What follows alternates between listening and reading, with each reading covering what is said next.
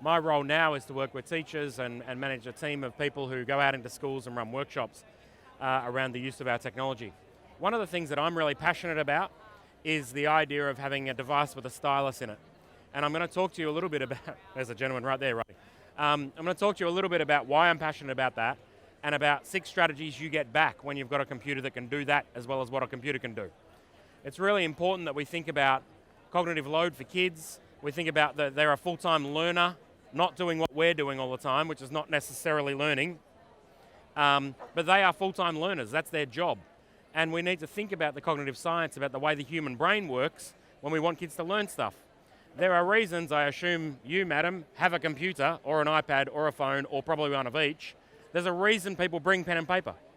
There is a reason they bring pen and paper. And that's because it matches the way the human brain works, the way the human brain processes information, and we need to not throw the baby out with the bathwater by giving kids a device that is keyboard only. Mathematics, science, art, Japanese, Chinese are all parts of the curriculum which rely on symbolic notation. Crap with a keyboard. Yet we give kids a computer with a keyboard only and expect them to learn fluently in mathematics by using a keyboard only. Eventually, kids will use a keyboard device to do mathematics when they become an engineer, because they'll use software. But we're trying to teach them the concepts of mathematics, which still involve drill and practice, which still involve writing the notation associated with mathematics. So having a device that allows you to sort of do all of that is really important. And I'm going to talk about some of the strategies that you get back when you have this kind of device in your hands. First one, this sounds mind-bogglingly simple, but one of the key things that we find is that annotating and marking stuff up on the fly is a crucial thing that helps kids with their understanding. It also helps learners with their understanding if they can do it. Within Windows 10 or whatever, there's always there's multiple ways to take screenshots and a screen capture of something that you want to grab. So let me give you a little bit of an example here.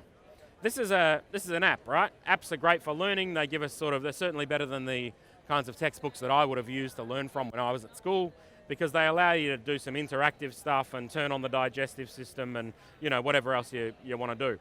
The interesting part about it is what I think about is the fact that textbooks should be a place you can learn on, not learn from. I taught Year 12 psychology for 10 years. And there is absolutely no way my Year 12 kids could have sold their textbook to the next batch of Year 12 kids. And the reason is that we were contextualizing every bit of learning in that textbook on the page where they were getting the information from for their exams. So they would open up their textbook and there would be sticky notes and there'd be asterisks and underlines and circles, and sometimes I'd do an activity with them and say, you tell me, read that next 4 paragraphs, you tell me why we did that activity and how it relates to that bit of theory. And then they'd annotate it down. So it became an addition to their memory. Whenever they look at that page, they're having episodic memories, which as a psychology teacher we know are pretty important. Episodic memories about what was the episode, what was the activity we did, and it's linked to the notes that they are studying for their exam. The challenge is that if you have an e-textbook, how do you do that fluently? How do you annotate, mark up, diagram, sketch, underline, add meaning on top of an e-textbook? And that's a real challenge. And I was talking to the guys from Pearson, and we're doing some work together to work out how we can create e-textbooks that allow you to fluently learn on them, not just learn from them. But one of the things you could do very easily is I'm just using Windows Shift S, which not happening?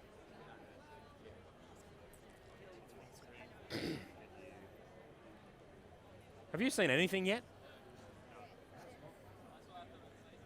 Thanks, thank you. There you go, there's a textbook. So my name's Travis. No. So we've got a textbook here, right? And so I've put the digestive system on and we can move that around and whatever. So they're really, really useful. Windows Shift S allows me to take a screenshot of it, just using Windows, and grab that part of it. It copies it into its memory. And then if I use something like OneNote and just do a right-click paste, it will basically whack that onto my page. And now the idea is that that's leverageable, right? I've leveraged it and I can start to annotate, diagram, mark up, grab meaning, whatever. Let me talk to you a little bit about some of the academic research behind why this matters to kids. There was an experiment done which looked at, that was the wrong button, There was an experiment done which was done on paper, and everyone was given these 2 bits of A4 paper, and it was a science experiment. And they were looking at the idea of problem solving using these 2 bits of paper. Imagine everyone's given these 2 bits of paper. The only difference is that you guys from here across are allowed to annotate on it while you think about solving the science problem, and you guys aren't. Who do you reckon performs better? Those guys. And the research showed that the performance increase was something like 24.5% more solution correctness from the people who were able to annotate, mark up, and diagram on it while they thought about the stuff. And then we give kids an e-textbook without a stylus, and we say, have a look at this stuff, learn it.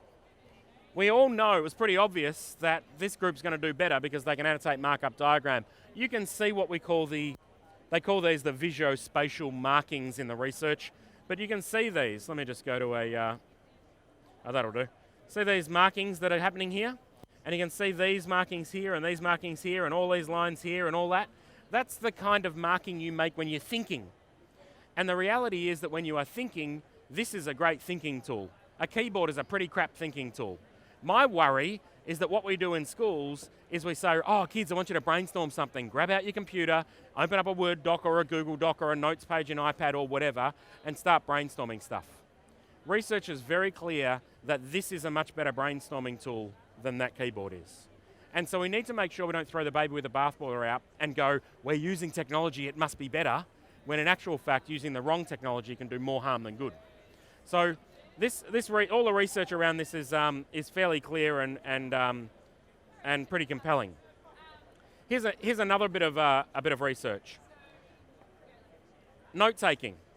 We talk about note taking. One of the things that you get back when kids have a digital stylus, or teachers for that matter, is the ability to scribe notes again. This is a piece of research from Mueller and Oppenheimer. It was done a few years ago, where they had a lecture situation, and there were 3 experimental conditions. The first one was, you guys are going to take notes with a keyboard in this lecture series. The second one says longhand. You guys are going to take notes with stylus on screen or pen and paper. And you guys are going to take notes with a keyboard, but I'm going to give you a hint that I didn't give those guys. And your hint is, don't take verbatim notes. Don't type down everything I'm saying. Because the research shows that when people are using a keyboard to dictate notes, or to take notes, what they are doing is becoming a photocopier of every word, full stop, next line. People are fast enough now to almost transcribe what is being said. They're not applying any meaning. And what we do know from the human brain is that if you process it through your brain and out into writing, it's more powerful. The other thing that you learn is that, and you've all been, or some of you, most of you have probably been in a lecture theatre where the professor or the lecturer moves on to the next slide and then you hear this, this audible groan. That's because people can't write down as much as they need to in the time that slide was there. So it teaches you to think, well, writing down everything's not the future. I need to summarize. I need to take dot points. I need to capture some of the ideas, not all of the ideas. And it helps you to process and think more deeply. So with these 3 different groups in this experiment, they assessed factual recall and conceptual application. Factual recall after the lecture was, can you recall the facts that were spoken? And as a result of the learning, can you apply that to a new concept, new conceptual application? And I know in K-12 it's pretty, especially up to year 12, I'm from Victoria where we have a terrible exam system. It's pretty focused on getting the right marks in the exam and whatever. And we all say it's not very cool. We don't really want to just maintain. You do need factual recall. Kids do need to recall facts. It's just not as cool. But we have to recall facts, so that's important. Here's the group who took notes on a laptop. Decreased ability to recall facts, decreased ability to apply the concepts to a new setting. Here's the people who took notes with a pen and paper or a stylus on a screen. Increased factual recall, massively increased conceptual application, probably because they processed it through their brain the first time they wrote it down. They didn't transcribe it. They're not a photocopier. They're a thinker. And the third group over here who were given that little extra hint to take notes with a keyboard but not write everything down, not transcribe, they had some factual recall improvement, but their ability to apply it to a new concept was still hampered. The challenge for us here is that we need to think about the note-taking process in schools, which is a crucial skill for them to learn for life, let alone just university or tertiary education. But think about the application of our technology. There's a lot of work being done on making sure that stylus-enabled computers are cheaper, more affordable, and more accessible for students. It is a decision around pedagogy. It's a decision about what you want your kids to learn, how you want them to learn it, and whether you want the technology to be an integral part of their learning, or whether you want it to be something they read their textbook on. Something on the side, which is ancillary to their learning. So note-taking is a key thing that you get back when you're using a device with a stylus. Let's switch gears and talk a little bit about mathematics. So this is just a OneNote page, and I'm just working in OneNote for this example. Can you see when I click on that, it's got a dotted line around it? That's a PDF worksheet, right? So it's just a PDF worksheet.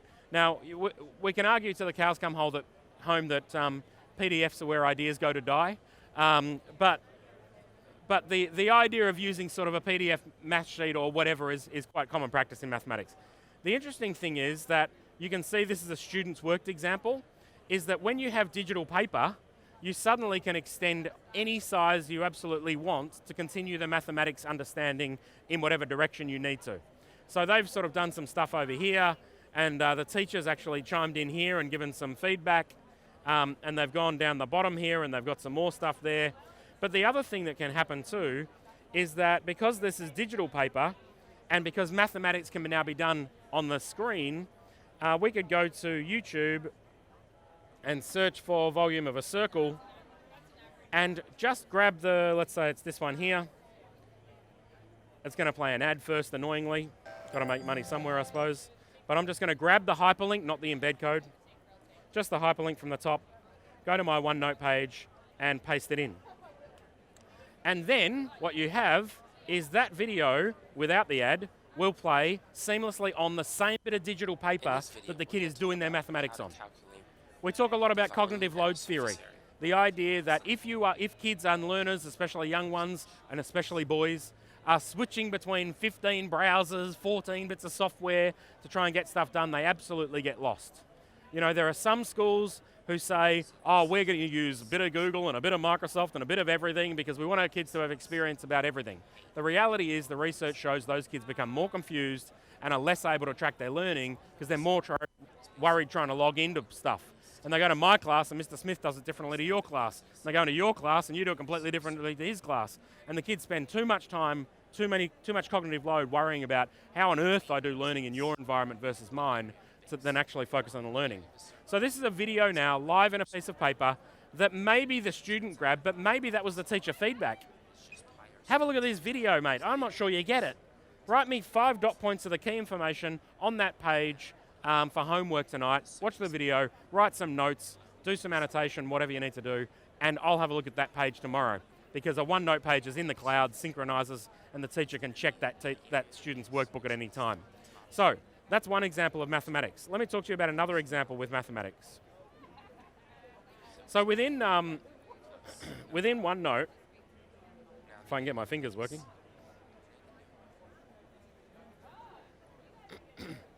within OneNote there is sort of built-in mathematics tools. So let me just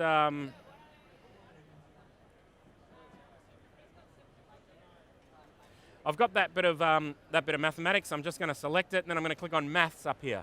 So this is in the OneNote app for Windows 10, and basically what it does, you'll notice that it does handwriting recognition and switches into typing. So it does that bit for me, and if it's not right, I can go fix it and change it bit by bit. But I can also go select an action. Oh, you know what I want to do? Solve that for X. So that puts that on the right-hand side. Now, if I want to show the steps, and I'm a real sadist, so I want to use quadratic formula. I can find the steps of that. And then if I want to leverage that stuff, I can literally drag that stuff straight onto my page. And so now what I've got is a mathematics graphics calculator built into my paper. And so what about if I want to not solve for X this time, but I want to plot it in 2D? Or I want to plot both sides in 2D. So I get that, and I go, oh yes, insert that on the page too, please. Now what I've got is a graph, I've got a description, I've got inking, I could maybe do an entire screen recording, and instead of kids just like noting down the steps, now the piece of work might be, record me a 40-second video of you justifying the thinking of how you got to that answer. How do you get to that? Because we need to get kids to justify verbally their thinking and their understanding of the logic associated, because technology can do so much more of the basic maths for them these days. So that's something you can do in OneNote just now. And if we've also got the ruler tool. So if the kids are going, oops, sorry, I didn't even hit the tool, hang on. If kids are going to do some work, you can see the degrees. Can you see that? It's pretty small probably up there. But see the degrees here on the center of the ruler? So as you sort of scroll that around, it shows you different degrees and whatever else. So there's lots of different ways you can use that, and I'll finish with a ruler and I'll push on. So let me, I have no idea how long I've got, but I assume people will just wander off. Let's have a look at inking in PowerPoint. So inking happens across all of the Office products, as a matter of fact, all of Windows. So if I go to a PowerPoint deck, and it doesn't really matter what this is about, but up in the PowerPoint deck, you'll see a recording tab, provided you've got a fairly recent version of PowerPoint installed. So under the recording tab, you can see that I can go record slideshow. And so this is for creating, for example, flipped lessons, those sorts of things. So if I go to record slideshow from the current slide, let me see what happens here because we're on extended desktop mode.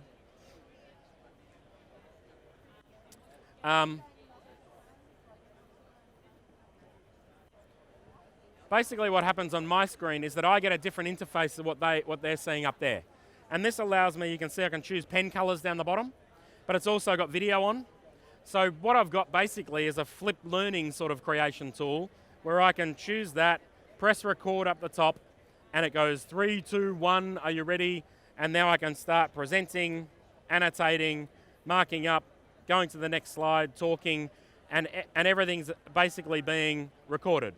So what the student's seeing is still that, but I'm actually recording this as a flipped lesson that's going to record a video and allow me to save it for later. The idea of being able to annotate on top of a PowerPoint slide is really important for what we call visual signposting. You do it all the time as teachers. The idea that I want you to focus on this bit, guys. It's pretty obvious where I want you to focus. Don't worry about the rest of it. That bit there is the most crucial part for whatever. Rub that out. Now, let's have a look at this idea here. Okay, it's pretty obvious where I'm at, because you know what happens when you're trying to listen to a presentation or be involved in a presentation. You often drift off for the right or the wrong reason, right? We all daydream. And then you come back to the speaker and you go, I've got no idea what they're talking about. Where are they up to? So being able to ink on top of a PowerPoint slide is just native if you've got a device with a stylus. And you should absolutely do it for the benefit of your kids. As a matter of fact, research was done by Monash University that said that they encourage their lecturers to take, just let me get out of this without stuffing anything. They encourage their lecturers to take 60% of the content off their slides and ink it in live. Because teaching is storytelling. And this is a great storytelling device. The next line going on a PowerPoint is not.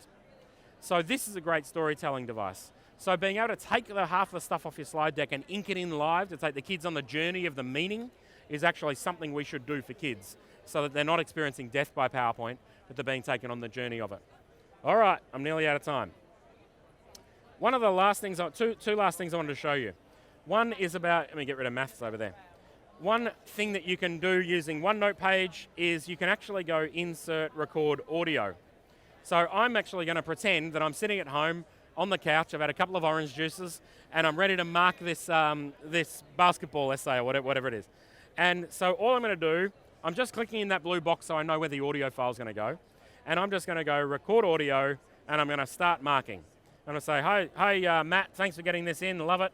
You got 2 headings there, I'm not sure why, but I know you'll fix that. Love this paragraph, it's absolutely awesome. It's a bit long, so maybe go back and have a look at that. There's no real connection between these 2 paragraphs though. You've kind of merged the ideas. They're the same ideas. So go back and have a look. You know what? Go back to example 3 that we looked at on Tuesday's class, because example 3 was the one where we looked at that bit of writing where blah, blah, blah, blah, blah, blah, blah, blah. So then a couple of interesting things have just happened. First thing is that marking has become teaching again, because this page is live in the cloud that now is at the hands of the student. So the student can play that audio back and actually hear me talking to them, which means I could just put an asterisk and talk for 30 seconds about the problem. I'm not going to write for 30 seconds about the problem, right? There's not enough room in a margin to give the kind of feedback and the depth of feedback we want to give. But with audio, I can do it. So I will actually do that. The other thing is, you'll notice that as I hover around, so there's little play buttons are appearing. Can you see that? Underneath the basketball is a tiny little play button there. That means that the student might go, oh, I get that I've done 2 headings, I'll fix that. I don't need to hear Mr. Smith bang on about that. But I want to hear what he was talking about down here. And they can play the audio, which I assume you won't hear. The audio will go, you can hear it. It's magic. There's no real the audio will go back 5 seconds in time and play through just that part. Which now you've got me talking twice, haven't you? You know what? Yeah, that's annoying. Go back to example. Yeah. So that will actually take them back to the point in time, because this might have been an English essay, right? Might have been page 3 was where the deep part of feedback they needed. So they can listen to it, not like a podcast, a full audio file, but pick the bit they want to listen to again and again and again. So that just happens on a OneNote page. But it allows teachers to use the fluent motion of marking. It gives them that audio as well and allows them to get some feedback. Last thing. One of the other things that you get is with Windows 10 is you can download this thing called Microsoft Whiteboard. I'm going to flick to it right now. And Microsoft Whiteboard is basically a tool that allows multiple people to ink fluently together simultaneously. One of the challenges with distance learning, for an example, is that we have to crunch everything through a PowerPoint and video format. If you're actually working together on a problem, you might sit around butcher's paper. You might both get up at the whiteboard and sketch something out. You might actually be doing deep thinking, which is more likely to be on pen and paper than it is on some other means. This, for example, is a whiteboard that we use to create, some of you might know that we're running something called the AI for Good Challenge, where kids are sort of ideating around artificial intelligence, aiforgood.com.au. It's a free challenge for kids with AI curriculum, and it's about design thinking. This is the way we designed it. There were 6 of us sitting in a room, all face-to-face, but someone could have been remote, and we all wrote on the same big whiteboard at the same time. So you can see, oh, you probably can't see, but someone's using coloured pen over here because they thought they were fancier than everyone else. So there's a big coloured pen section from someone groovy. So this is someone else's writing over here. My writing's up in the top left-hand corner. I'm a bit of a visual learner, so I'm trying to do diagrams and stuff. But the idea is that 6 people were annotating on the same piece of paper via the cloud at exactly the same time, and we could all see each other writing. To give you an illustration, which will probably fail thanks to the demo gods, I've actually created a whiteboard, and Amanda up the back there is part of my whiteboard. And so if you can see here that on Whiteboard I can import images, text, stickers, do a Bing search, whatever I want to bring stuff into my whiteboard. So if I go grab an image, and then I'll grab this image here, you can see that what I've got is kind of like a little free-moving version of that image. And I can also drag it around, spin it around, do whatever I want to it. But we can then start to annotate. So this guy here, let me change to my red pen, is actually wearing a HoloLens. He's looking at that empty seat that's there. And he's not seeing it. There's no one physically in that seat. But because he's got a HoloLens on, which you probably heard Anson talk about, he's actually seeing this patient guy sitting in that seat.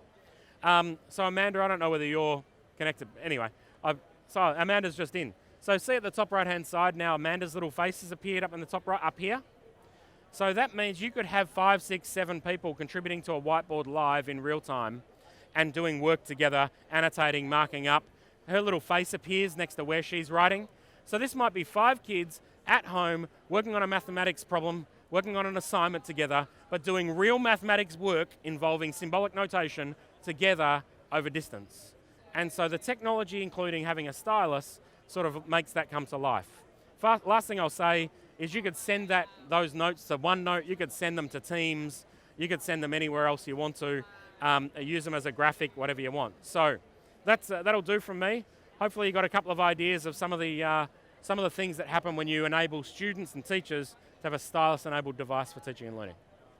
That is all.